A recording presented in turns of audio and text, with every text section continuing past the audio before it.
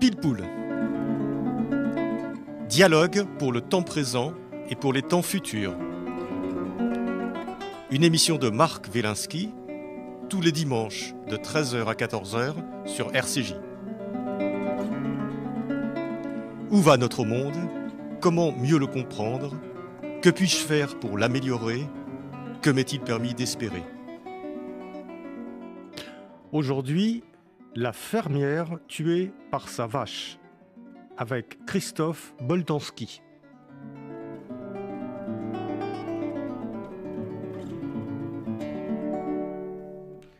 Des enfants exposés à de l'arsenic. Une éleveuse du Gers piétinée par sa vache. D'énormes ballots contenant de la cocaïne échoués sur des plages du Cotentin. La sculpture d'un grand combattant algérien vandalisé, ou encore une fête de village qui tourne au lynchage. Christophe Boltanski, notre invité aujourd'hui. Bonjour Christophe. Bonjour. Alors vous brossez un portrait de la France à travers les faits divers. Vous remontez le cours de l'histoire, vous interrogez les différents protagonistes pour relater les événements, pour comprendre le contexte. Vous revenez un petit peu, vous allez nous expliquer votre méthode, vous revenez un petit peu à froid, je dirais, c'est peut-être un peu des cold cases, à froid sur différentes affaires, des faits divers. Et ces enquêtes dégagent, il y en a 8 ou 10, je crois, 10. dans le livre. 10, voilà. Et ces enquêtes dégagent un portrait sociologique de la France très spécifique. On va rentrer un petit peu dans les détails. Je rappelle, Christophe Boltanski, pour ceux qui ne vous connaissent pas, que vous êtes journaliste, écrivain. Vous avez publié aux éditions Stock La Cache, qui a obtenu le prix Féminin en 2015, Le Guetteur en 2018, Les Vies de Jacob en 2021 et King Kazai en 2024, qui a reçu le prix du roman de la nuit. Alors, Christophe Boltanski, vous êtes donc à la fois journaliste et écrivain, mais vous êtes un petit peu un homme de l'événement et en même temps un analyste de la société. C'est très ambitieux, je sais pas, mais ce qui est sûr, c'est qu'on part toujours de qui on est quand on écrit quelque chose. Donc, mon père est sociologue, je suis entouré d'historiens, d'anthropologues. Je pense que ce terreau de sciences humaines m'a effectivement accompagné depuis ma naissance et orienté sans doute mes choix. Donc oui, je trouve formidable dans les faits divers, ce terme qui est parfois un peu traité avec une certaine condescendance. Ce que je trouve formidable dans les faits divers, c'est que ce sont des points d'entrée dans des mondes auxquels on n'aurait pas accès autrement. Et donc je ne sais pas si c'est comme une coupe, à un moment donné, de la société, parce qu'on voit le fait divers, on va en évoquer quelques-uns dans le concret, mais on voit des personnes qui interviennent. Et c'est comme s'il y avait quelque chose un peu... Vous revenez là-dessus. Alors, il y a votre écriture en plus, qui était très belle écriture. C'est pas une écriture journalistique. On sent que vous vous racontez ça comme des histoires. C'est très ciselé. Et en même temps, on s'aperçoit qu'on fait une coupe, ou quelque chose qui est figé. Et on se dit, tiens, il y a ça, il y a la France qui est comme ça actuellement. Alors, je ne sais pas si c'est la France... Là aussi, ça serait trop ambitieux. Enfin, ce sont des France. C'était un peu d'abord le projet de la revue qui a accueilli ces articles. Oui, j'ai oublié de dire que c'était qui est la revue Zadig. Revue autrement, j'ai oublié de dire. Voilà, c'est ça. Donc c'était la revue Zadig qui a été créée par Éric Fotorino et qui a comme ambition justement de raconter les France. Et donc c'était un petit peu à chaque fois le pari d'abord de sortir de notre entre-soi, de sortir j'habite Paris, de sortir de Paris, et donc d'aller dans des... Je suis allé dans le Gers, je suis allé dans une petite banlieue de Lyon, je suis allé près de Carcassonne, enfin voilà, dans le Cotentin, donc dans différents endroits en France, et à chaque fois, effectivement, guidé par des histoires qui étaient passées généralement sous le radar, des petites histoires, pas forcément la grande C'est histoire. ça. On en a parlé ou très furtivement, Oui, en disant voilà, il y a eu parfois un l'histoire de la entrefilet. cocaïne. On a entendu parler des ballots de cocaïne qui s'échouaient sur les plages du Cotentin. Il y a l'incendie à Saint-Denis. On se souvient d'en avoir entendu parler très rapidement, et puis paf, on oublie, c'est le flux de l'info. Et vous revenez dessus et vous essayez de comprendre qu'est-ce qui se joue finalement dans chacun de ces faits divers. Ben, j'essaye, hein. C'était vrai, par exemple, notamment d'une des histoires que je traite dans le livre, qui est une rumeur qui a circulé en 2019 sur les réseaux sociaux, sur WhatsApp, sur Facebook, etc. Comme quoi, une camionnette blanche conduite par des Roms enlevait des enfants pour des trafics d'organes ou des réseaux de pédophiles. Et cette rumeur a pris une ampleur absolument folle et a entraîné, on a recensé au moins une quarantaine d'agressions contre des campements roms, des voitures incendiées, des personnes tabassées, etc. Et ça, cette histoire avait fait l'objet à l'époque de petits articles. Il y a eu des articles, notamment dans Le Parisien, un très bon journal, mais le phénomène lui-même n'avait pas, à mon sens, été raconté. Essayer de comprendre comment une rumeur comme celle-là a pu naître, se développer, se propager, prendre, pousser des êtres à agresser d'autres personnes, et comment cette rumeur finalement est retombée. Donc c'était un peu Alors cette ça, histoire-là que j'essayais de raconter. justement, si on reste un instant sur cette rumeur, c'est très intéressant. Puis en plus, ça a des échos dans une radio juive, C'est ça. cette rumeur sur les Roms qui enlèvent des enfants. Et vous êtes revenu quelque temps plus tard, et combien de temps à peu près après cet épisode? Alors, ça se passe en mars 2019, et moi, je commence à travailler sur cette histoire un mois après. Voilà. Donc vous faites de l'histoire à chaud, en fait, d'une certaine façon. Je ne sais pas, je pense toujours que c'est bien de faire un pas de côté. Vous parliez d'histoire à froid tout à l'heure. Je pense que c'est toujours bien d'arriver un petit peu après, quand la poussière commence à retomber un petit peu, et puis se donner du temps surtout. Moi personnellement, comme journaliste, ce que j'aime, c'est une certaine lenteur, le slow journalism, comme on dit, et aussi le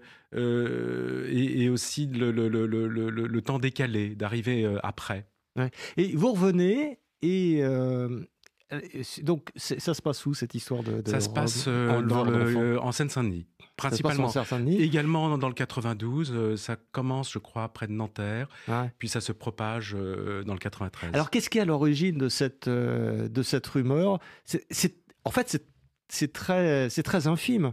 Oui. On voit une camionnette blanche, on sait qu'il y a des Roms, on sait qu'il y a un campement de Roms, et puis d'un seul coup, la rumeur part C'est ça. comme un feu de paille, quoi. Alors déjà, la camionnette blanche, il faut savoir que je crois qu'une camionnette sur deux en France est blanche, hein. Donc, d'autre part, l'origine de la rumeur, évidemment, quand je me suis intéressé à cette histoire, j'avais lu il y a longtemps La rumeur d'Orléans d'Edgar Morin. Vous savez, cette terrible rumeur à Orléans en 69, Ouais. qui Où on visait des avait commerçants juifs. Des commerçants juifs qui étaient accusés de faire ce qu'on appelait à l'époque la traite des blanches. C'est ça, C'est-à-dire dans les c'est-à-dire salons faire d'essayage. disparaître des femmes dans les cabines d'essayage et les vendait au Moyen-Orient pour en faire des prostituées. C'est ça. Et cette rumeur avait, elle aussi, quasiment entraîné des quasi-pogroms, hein, à Orléans. Et on n'est quand même pas si longtemps après la Seconde Guerre mondiale non plus. Donc, et Edgar Morin décide d'y aller. Quelques mois plus tard, avec ses étudiants, il fait une enquête de terrain formidable, beaucoup plus ambitieuse que celle que j'ai faite. Mais ce qui m'a frappé, c'est que quand moi j'ai enquêté sur cette histoire-là, j'ai retrouvé à peu près les mêmes séquences, le même cheminement. Le fait que, par exemple, ça part d'abord de jeunes, ensuite la parole est portée par des adultes qui ont déjà un poids plus important, ensuite par des gens qui sont prescripteurs, et ensuite la violence. Et ensuite ça retombe. Mais ça retombe sans jamais, c'est comme le feu sous la cendre, ça peut repartir. Mais on laissera le lecteur découvrir cette histoire. Mais quand je dis que ça part de rien, c'est qu'il n'y a même pas eu d'enlèvement, en fait. Aucun. On est dans quelque chose de complètement évanescent. C'est une espèce de rumeur sans fondement. Fondé sur quoi? Fondé sur la peur, sur la haine, sur Bah, l'impossibilité de vivre ensemble? sur un peu tout cela, d'abord, les rumeurs souvent mobilisent des schèmes très anciens, presque des tropes littéraires, hein. Dans le cas de la bohémienne voleuse d'enfants, c'est dans Cervantes, c'est dans Victor Hugo. Donc d'abord, ça part de mythes, et ça les modernise souvent. C'est la camionnette blanche, le trafic d'organes. Donc on pense à Dutroux, voilà. Donc, et ça, et ça, ça s'appuie sur la peur. Évidemment, le ressort, c'est la peur. C'est des gens qui vont même pas comprendre parce qu'il y a des gens qui vont agresser, qui vont être jugés pour cela. Ils ne vont même pas comprendre ce qu'on leur reproche. Ils disent, bah, on a voulu défendre nos enfants. Donc évidemment, et ça mobilise enfin une troisième chose qui est la haine. Et c'est vrai que il faut reconnaître que la communauté rom est sans doute une des communautés qui suscite le plus parmi, peut-être pas la seule, hein, mais une des communautés qui suscite le plus de haine et le plus de peur, et qui est une des communautés les plus massifiées d'une certaine manière. Qu'on ne voit pas, on voit pas des individus, on voit un groupe. Et ça, c'est toujours terrifiant.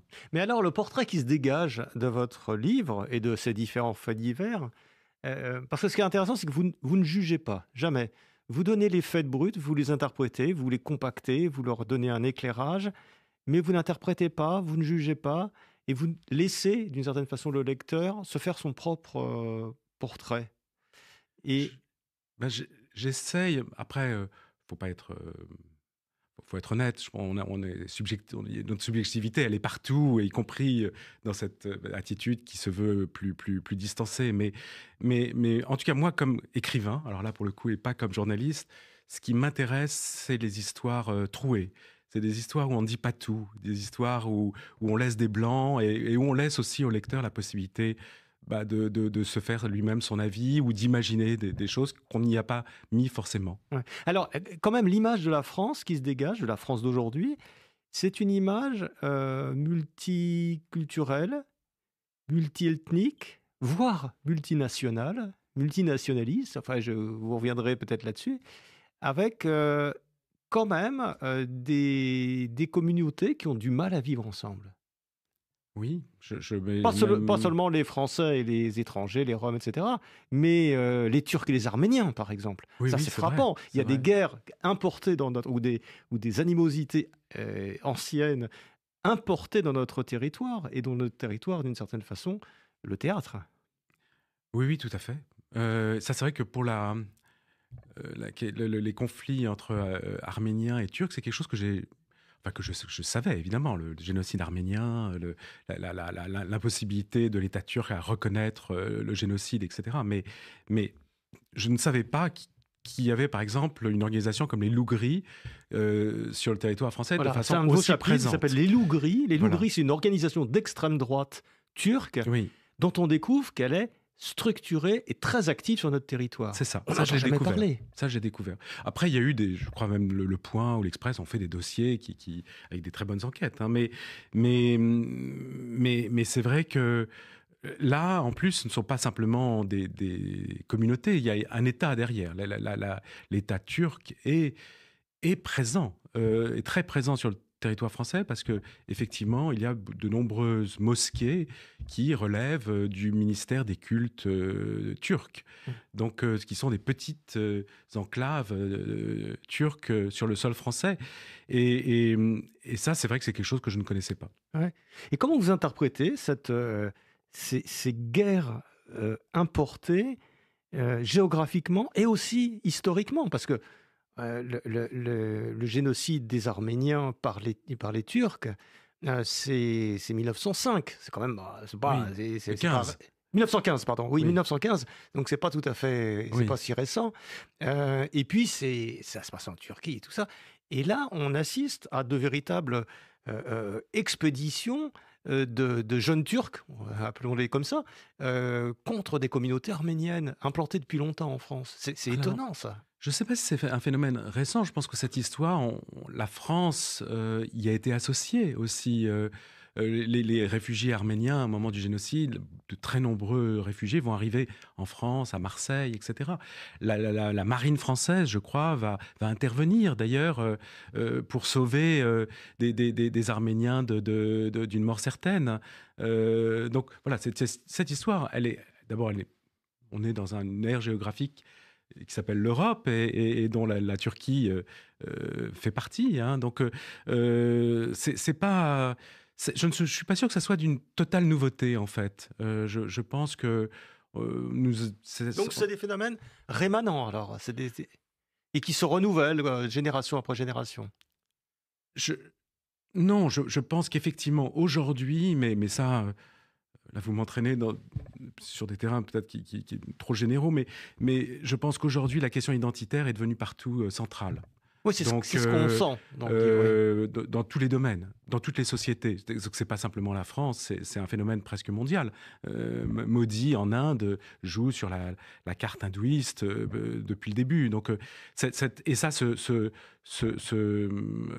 repli identitaire, qui à mon avis est dangereux, entraîne, oui, nécessairement ce type de conflit. Ouais. Alors, il y a... Vous dépeignez très bien, par petites touches, ce qu'on appellerait, si on était journaliste, enfin moi je ne le suis pas, mais vous l'êtes, les difficultés du vivre ensemble, une certaine intolérance quand même vis-à-vis qu'on sent dans ce que j'appellerais, avec des guillemets, la France profonde. Il y a cet épisode qui s'appelle la fête au village, et qui est très emblématique et très triste de ces 2, 3...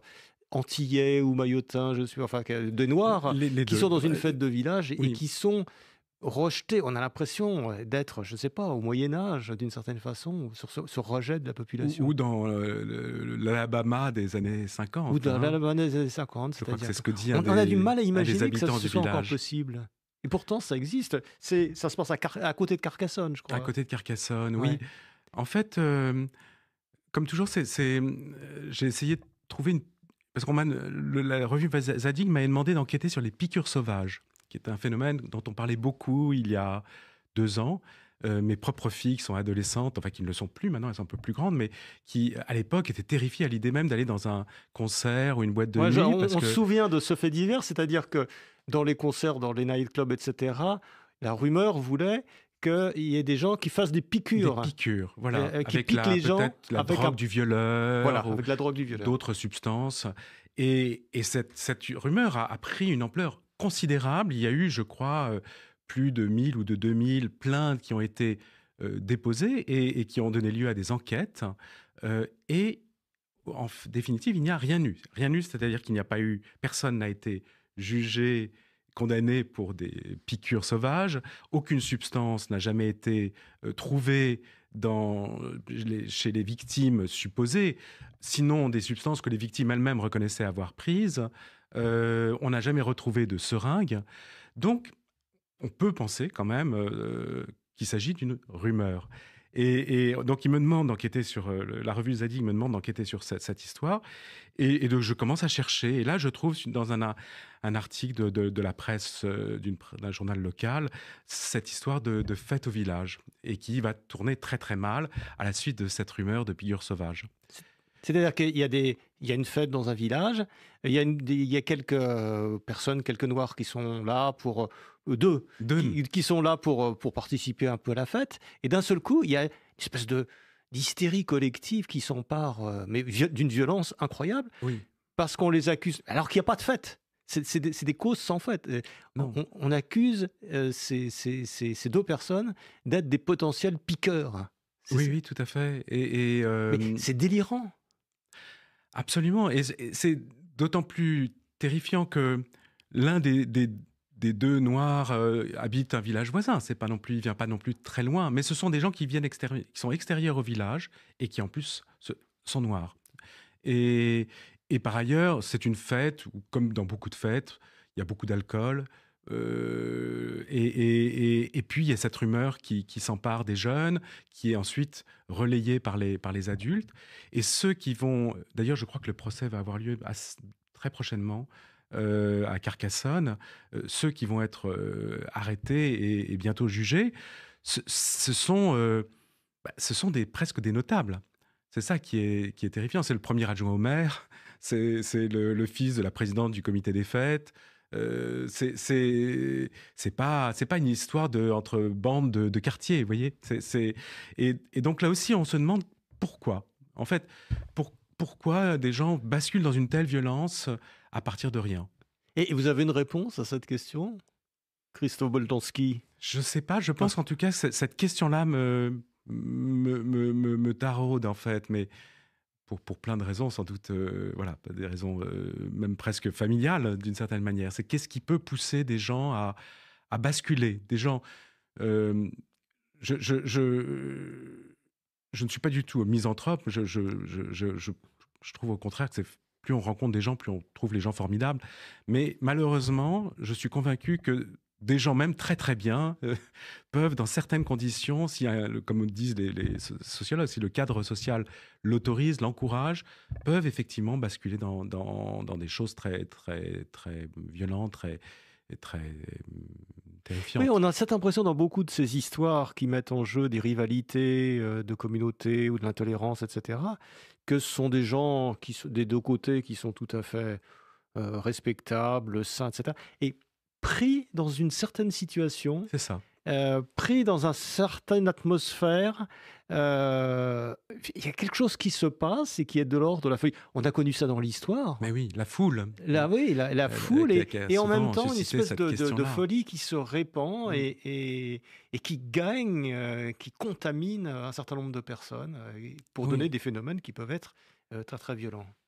Et je pense qu'aujourd'hui, enfin dans le monde extrêmement incertain qui est le nôtre, avec des guerres un peu partout, je trouve que c'est important de se pencher sur ces situations-là, pour décoder ces situations, non pas d'incriminer qui que ce soit, ça ne sert à rien, je crois qu'il n'y a pas de... Mais il y a des situations qui permettent effectivement le basculement dans la violence, et c'est ces situations-là qu'il faut vraiment prévenir. Alors, Christophe Boltanski, je rappelle votre livre, La fermière tuée par sa vache, pardon, aux éditions Zadig Autrement. Alors, il y a toutes sortes d'histoires et des histoires qui sont très différentes. Il y a celle qui, justement, qui a donné le nom le titre de votre livre, La fermière tuée par sa vache. Alors, c'est une histoire à la fois extraordinaire, très touchante et presque absurde d'une fermière qui finalement finit son activité agricole, elle vend ses dernières vaches et par un souci, pour une espèce d'accident, la dernière vache qu'elle a vendue, finalement, il y a un accident et elle passe en dessous, elle la piétine, enfin, la vache piétine la fermière qui meurt. C'est vraiment très étonnant cette histoire. Oui, parce qu'en fait, d'abord, ça paraît, quand on lit cet entrefilet dans un journal local, on se dit qu'il y a un côté presque surréaliste. Mais quand on va voir derrière, c'est toute une vie qui défile. Et c'est vraiment la vie de cette femme qui est sans doute... qui appartient à un monde qui est en train de disparaître, ou peut-être qui a déjà disparu, qui est vraiment le monde agricole tel qu'il était jusqu'à une période assez récente. Et ce qui est très touchant, c'est que cette femme, elle a une relation très forte avec ses vaches, parce que d'abord, elle vit seule, elle n'a pas eu d'enfant, elle ne s'est pas mariée, et elle vit au quotidien avec son bétail. Et un jour, elle doit prendre sa retraite. Et quand vous êtes retraité, vous ne pouvez pas garder les animaux. Donc, elle appelle la bétaillère qui vient chercher ses vaches. Ce sont des blondes des blondes d'Aquitaine. Ça se passe à quel endroit ça se passe dans le Gers, un petit village du Gers, à Luçon. Et il y a des nouvelles normes européennes pour le bien-être animal, mais qui interdisent donc d'attacher les animaux dans le camion. Donc, elle fait rentrer une première vache, puis une deuxième, puis la troisième. Et en même temps, on sent bien que les vaches elles-mêmes sentent sans doute l'angoisse de cette fermière, l'arrachement qu'elles sont en train de subir. Et donc, l'une de ces vaches repart au galop et retrouve la fermière sur son chemin. Donc, c'est cette histoire qui paraît comme ça très, comment dire, anecdotique. Elle raconte en fait tout un monde. Elle raconte, et d'autant plus que quand j'arrive dans ce village, cette femme, comme elle n'avait pas d'héritier, sa ferme était restée pendant très longtemps sans trouver de repreneur. Et quand j'arrive, ils viennent juste de trouver un ayant droit qui a accepté la vente à une jeune agricultrice. Et donc, je rentre dans la ferme presque en même temps qu'elle. Et donc, on découvre le monde de cette dame qui n'a pas bougé. Ses photos, l'état quand même de grand dénuement dans lequel elle vivait. Pas de salle de bain, la bassine, les toilettes à l'extérieur. Et donc, j'ai essayé de raconter aussi la vie de cette femme à travers ce fait divers. Ouais. Et on voit effectivement, là, on sent le monde disparaissant, mais la fin, l'extrême fin de ce monde paysan qui quand même fait de dur travail, de sacrifice, de solitude. C'est ça, beaucoup tout de à fait. solitude. Hein, on le sent en quelques lignes, quoi. Mais c'est vrai que dans ce village, il y a beaucoup de... les quelques paysans qui restent sont souvent des célibataires. Oui. Et alors, il y a 2 frères comme ça qui vivent ensemble. Et effectivement, c'est encore... Elle avait encore une exploitation vraiment à l'ancienne, c'est-à-dire que de polyculture. Donc, à la fois quelques vaches, mais aussi son petit lopin de vigne pour faire son vin pour sa consommation personnelle. Et, voilà, toutes choses qui aujourd'hui n'existent absolument plus. Christophe Boltanski, vous prenez des faits divers et d'une certaine façon, vous en faites des nouvelles. J'ai pensé un petit peu à ça, des nouvelles, les nouvelles de Maupassant ou des choses comme ça. C'est-à-dire que vous prenez quelque chose vous partez d'un fait réel, quoi, comme ça a été le cas de beaucoup de novellistes, même Edgar Poe, des gens comme ça, et vous en faites quelque chose de différent, de très littéraire et de très resserré d'une certaine façon. Est-ce que c'est un désir? Il y a une... Alors, resserré parce qu'on a une contrainte quand on écrit pour une revue, donc on a une place qui est impartie. Mais en même temps, moi, j'aime bien les contraintes. Mais ça vous oblige à dire l'essentiel et à donner quelques touches oui. qui vont donner une atmosphère, un paysage en quelques mots, quoi. Voilà, vous vous étendez pas, vous faites pas des 3 pages de description. Mais oui, ce qui est intéressant, c'est d'essayer de raconter quand même une histoire, d'essayer de trouver une histoire à raconter. Alors, ce qui est aussi incroyable, je pense, c'est que tout est matière à histoire, en fait. C'est ça qui est aussi fascinant, c'est que je pense que nous sommes tous des personnages de romans. Dès que vous vous penchez sur la vie de quelqu'un, quelle qu'elle soit, même ce qu'on a... Pierre Michon, l'écrivain, appelait les vies minuscules. Même ces vies minuscules-là, c'est de la matière à roman. Oui, absolument.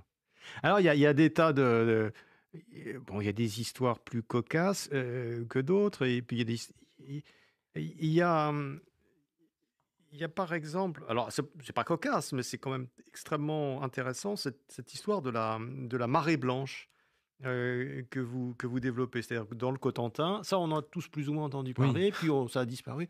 Dans le Cotentin, on a trouvé à un moment donné des ballots de cocaïne qui échouaient sur les plages. Alors ces ballots de cocaïne, on n'a jamais su vraiment très bien d'où ils venaient, mais probablement un bateau clandestin en perdition ou parce qu'il avait peur, etc., les a largués, etc.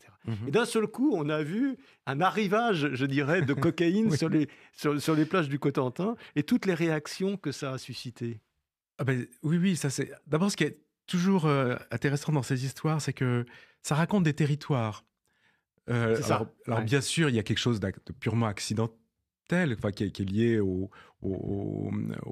grandes routes maritimes et au courant marin et au vent et à toutes sortes de choses voilà, qui ne relèvent pas de l'activité humaine. Mais ça raconte un territoire parce que ces plages du Cotentin, on n'est pas très loin des plages du débarquement, c'est aussi une côte sauvage où il y a toute une histoire de contrebandiers, de pilleurs d'épaves. Il y avait toute la contrebande avec les îles anglo-normandes pendant des siècles. Donc ça se relie tout de suite à quelque chose de beaucoup plus ancien. Et donc les gens, évidemment, voient ces ballots de cocaïne, se disent, bon, il y a un monde, ils voient bien que c'est quelque chose de nouveau, mais ils le relient aussi à des récits beaucoup plus anciens qui circulent dans les familles. Et aussi, très vite, parce que ces ballots de cocaïne représentent énormément d'argent, hein, on va trouver, je crois, 2,5 tonnes de cocaïne, mais qui est pure à presque 98%. Donc, j'ai découvert tout ça, mais quand vous trouvez de la cocaïne dans la rue, elle est coupée presque de 10 fois. Donc c'est énormément d'argent. Et donc, on va trouver des jeunes comme ça qui vont débarquer d'un peu partout, souvent de nuit, pour essayer de trouver ces ballots et qui marchent comme ça le long de la grève. C'est un ballot lui-même, c'est beaucoup d'argent. Donc, vous avez des gens qui viennent du monde entier, qui sont visiblement pas très clairs et qui connaissent la valeur de la cocaïne. Donc, et qui se baladent, qui font des promenades sur la côte à minuit avec des bottes pour essayer de... c'est vrai que si vous voyez 3 personnes à 2 heures du matin sur une plage au mois de mars du Cotentin, effectivement, vous pouvez vous poser des questions. Alors c'est là qu'on s'aperçoit que la gendarmerie a à faire face souvent à des problèmes qu'ils n'avaient pas prévus, évidemment, et doit avoir une espèce de créativité extrêmement forte pour savoir qu'est-ce qu'il faut faire quand vous êtes quelques gendarmes sur la côte, qu'est-ce qu'il faut faire pour prévenir justement ce flot de gens qui va arriver, ces gens qui peuvent se servir, les dangers qu'il peut y avoir aussi. S'il y a des animaux ou des gens ou des enfants qui mangent de la cocaïne, ça peut être très grave. Surtout à Pur, à 98%, le risque d'overdose était terrible. Voilà. Donc, vous avez une espèce de poison qui arrive, et vous avez quelques gendarmes, et on s'aperçoit que les gendarmes, finalement, ils trouvent ils ont des ressources très, très rapides. Voilà, ils mobilisent un tracteur, ils se débrouillent avec les moyens du bord, avec quand même une certaine efficacité. Oui, c'est vrai. Avec toute la difficulté, c'est pareil pour les rumeurs, de comment réagir de la part de la puissance publique. C'est-à-dire que si... Pour la rumeur, par exemple, si vous en parlez, vous nourrissez la rumeur, même si vous dites que c'est faux. Et si vous n'en parlez pas, donc évidemment, les gens se disent, si les gendarmes ou la police ou les autorités n'en parlent pas, c'est parce qu'elles ont quelque chose à cacher. Donc, ils sont toujours dans ce double... ce dilemme, et pareil pour les ballots de cocaïne. S'il y a trop de publicité faite sur ces ballots, évidemment, ça va attirer encore plus de monde. Et en même temps, il faut prévenir, il faut dire, mais vous savez, il y a eu dans le passé des gens qui sont morts simplement parce qu'ils ont consommé cette cocaïne presque à l'état pur. Et il faut aussi dire que c'est du recel et qu'ils risquent gros au regard de la justice. Donc ils sont tout le temps dans ce jeu dans cet entre-deux. Mais effectivement, les gendarmes ont cette particularité de connaître bien cette chose qui s'appelle le terrain. Voilà, les chemins creux, les maires des petites communes. Et donc, ils peuvent effectivement mobiliser et quadriller aussi un territoire assez rapidement. Alors, il y a autre chose qui est plutôt réjouissant aussi, et on le voit dans cet épisode de la cocaïne du Cotentin, c'est ce fond d'humour aussi, d'autodérision qui existe dans la France profonde, quoi. J'appelle ça France profonde de façon affectueuse, avec beaucoup les choses sont prises souvent avec un certain humour. Par exemple, dans le Cotentin, ils ont débaptisé toutes les villes de la côte. Oui. Ils leur ont donné des noms qui ont quelque chose à voir avec la drogue. Oui, Par oui, exemple, Saint-Val-la-Hougue, c'est devenu Saint-Val-la-Schnouf. oui, c'est ça. Au Mont-la-Roque, c'est devenu au Mont-la-Drogue. Oui, Voilà, c'est ça. Donc, il y a une espèce de prise en charge du fait divers qui circule avec cet humour. Ça, on le sent quand même, ah oui, ce oui. fond. Oui, oui, ils m'ont même montré, des gens avaient détourné une d'un album de Tintin, comme ça, pour en faire des aventures de Tintin dans le Cotentin. Donc voilà, non, oui, absolument. C'est ça qui est intéressant quand on arrive un petit peu après, c'est que on voit que cette histoire a habité littéralement les gens pendant longtemps, et ils en parlent, d'ailleurs, ils en parlent encore. Donc Alors, faut bien dire que c'est dans un endroit où il se passe pas forcément Non. grand-chose. Donc, quand il se passe quelque chose comme ça, et qu'il y a des journalistes qui arrivent du monde entier, en tout cas de la France entière, et Oui, puis oui, qu'il y c'est a vrai. des dealers qui arrivent, et puis qu'il y a des gens louches qui arrivent, et puis qu'il y a les gendarmes qui sont mobilisés, bon, ça crée une certaine animation. Oui, oui, tout à fait. Mais, cette histoire était à la fois incroyable, parce que c'était des quantités absolument astronomiques qui sont arrivées sur toutes les plages, et en plus, au gré du courant. Donc, on parle de 80 kilomètres de côte, hein. Donc, et en même temps, il n'y a pas eu mort d'homme. Donc, c'est vrai que ça autorisait de pouvoir raconter cette histoire avec une certaine légèreté. Alors, il y a des histoires plus angoissantes.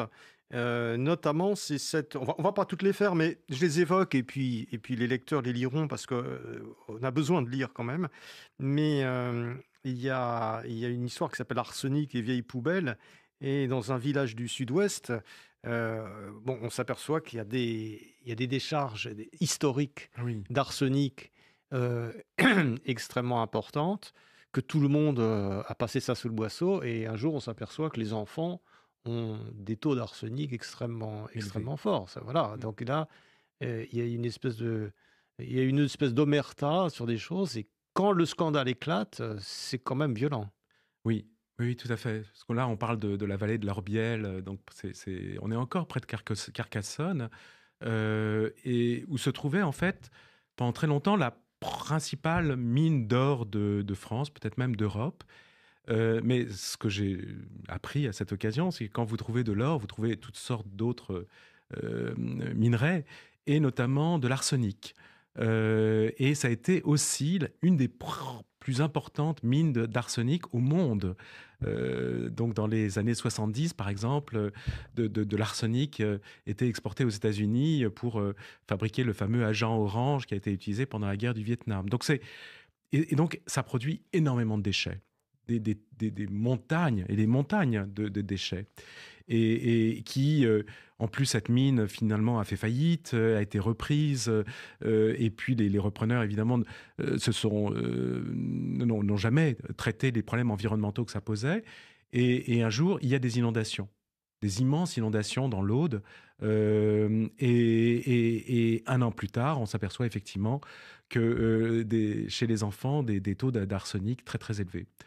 Euh, et, et donc ça, c'est intéressant, c'est terrifiant en fait, parce que vous racontez aussi l'histoire d'une vallée avec des mineurs qui ont cette fierté aussi de la mine, et en même temps là, une certaine nostalgie, parce que ça a été un des poumons économiques de la région. Mais qui en même temps, pour certains en sont morts, beaucoup, pour beaucoup en sont morts, et puis tout le prix à payer, avec la peur aussi, si on en parle, que ça va avoir des effets sur l'immobilier. Leurs maisons ne vaudront plus rien si l'idée s'installe que, voilà, que toute la vallée est empoisonnée.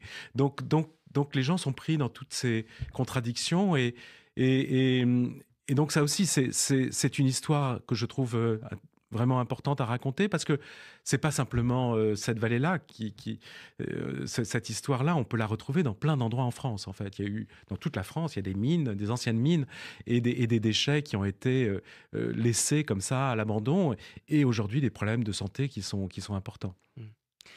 Mais cette histoire dénote quand même un problème de fuite des responsabilités. Pendant des années, les gens veulent pas reconnaître, ou alors les gens veulent pas voir en se disant, bon, voilà, hein.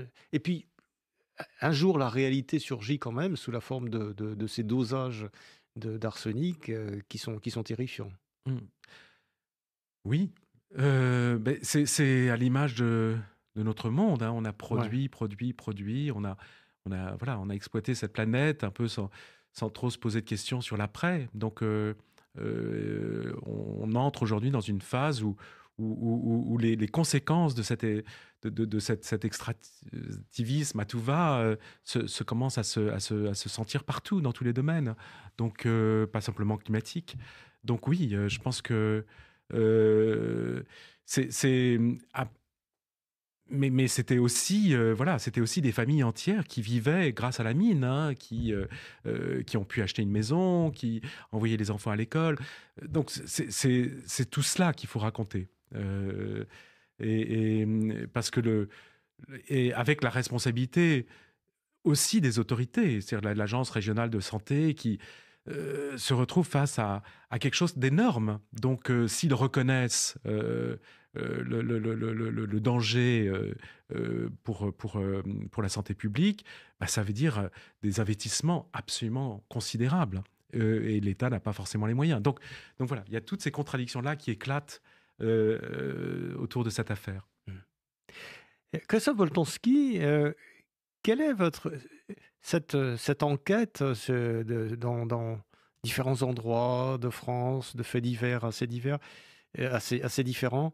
Euh, Quel est votre sentiment sur la France actuelle? Alors, c'est une question qui est très vaste, mais bon, il va y avoir des élections prochainement. On sait que les extrêmes sont en train de progresser en France comme ailleurs d'ailleurs, que les positions se raidissent. On voit que la politique est malade d'une certaine façon, le débat est malade, le vivre ensemble est malade. Euh, Vous qui avez cette habitude, qui jetez un regard à la fois froid et bienveillant sur ces gens, sur ces faits divers, et quel est votre sentiment à vous, personnel, sur ce qui se passe et sur la façon dont la France est en train d'évoluer? Vous n'êtes pas obligé de Je ne répondre à sais cette pas. question. J'observe comme vous la montée des extrêmes, la peur, le- je, je, je pense comme toujours que face à tous les défis qui nous menacent, par exemple, à commencer par le défi climatique, il y a deux attitudes possibles finalement. Le repli, hein, ou au contraire se dire, bah non, on vit cette planète nous est commune, on ne peut qu'aller vers les autres, voilà. On ne peut que travailler, on ne pourra surmonter ces défis que tous ensemble. Donc je pense que ça suscite ces deux réactions-là. Donc c'est un bilan un peu partagé dans le sens où quelque chose qui me paraît plus positif et quelque chose qui me paraît plus négatif. Le problème, c'est que la balance aujourd'hui, elle va plutôt vers le repli. Mais il y a aussi je trouve, des mêmes motifs d'espoir. C'est-à-dire que ça suscite aussi une curiosité, une volonté de travailler ensemble, tout un, voilà, un travail associatif, localement. Hein, il y a beaucoup de choses qui se passent, qui sont Alors, pas que négatives. justement, au niveau associatif, il y a plusieurs, ou au niveau local, il y a plusieurs de vos enquêtes qui montrent aussi une France qui se diversifie et qui se désertifie. Beaucoup, à plusieurs reprises, on voit des villages qui disent ah, avant, on vivait comme ça, on était joyeux, on faisait des fêtes. Maintenant, on fait plus de fêtes. Les gens sont partis, il n'y a plus de commerçants. On a quand même ce paysage d'une France rurale qui se vit, qui se dévitalise un petit peu. Est-ce que vous ressentez ça aussi ou pas Mais forcément? qui n'est pas simplement propre au monde rural, parce que par exemple, je raconte cette histoire absurde d'une mare artificielle dans un jardin partagé à Paris. On est dans le 12e arrondissement et alors là, pour le coup, la logique qui obéit, enfin, qui est derrière tout cela, c'est vraiment le vivre ensemble. L'idée, on va créer un jardin où tout le monde va se retrouver, on va faire justement des fêtes, et ça suscite une violence et des conflits absolument incroyables entre voisins. Donc, non, c'est pas simplement, je pense, le monde rural, mais comme comme je disais tout à l'heure, il y a les deux mouvements. Il y a aussi beaucoup d'initiatives pour recréer justement du commun, pour créer des fêtes, des occasions de se rencontrer, de se connaître, etc. Donc il y a ces deux choses quand même qui sont je pense, Mais à l'œuvre. alors à ce moment-là, il y a peut-être un biais dans la lecture de votre livre, parce que comme vous allez voir des faits divers, c'est souvent des Oui, situations voilà, qui sont un peu hors normes, des bien sûr. situations de conflit, des situations de violence, des situations où On- il peut y on- avoir des délits, etc. Tout à fait. Donc peut-être qu'il faudrait faire un deuxième livre qui va voir les faits divers plus heureux, peut-être, non? C'est peut-être une... Oui, on ne parle pas des trains qui Voilà, arrivent à l'heure, exactement, donc tout à fait, tout à fait. vous avez raison. Alors, une dernière histoire qui est très symptomatique de ce que nous vivons actuellement. Et vous parlez de la sculpture qui devait d'Abdelkader Oui.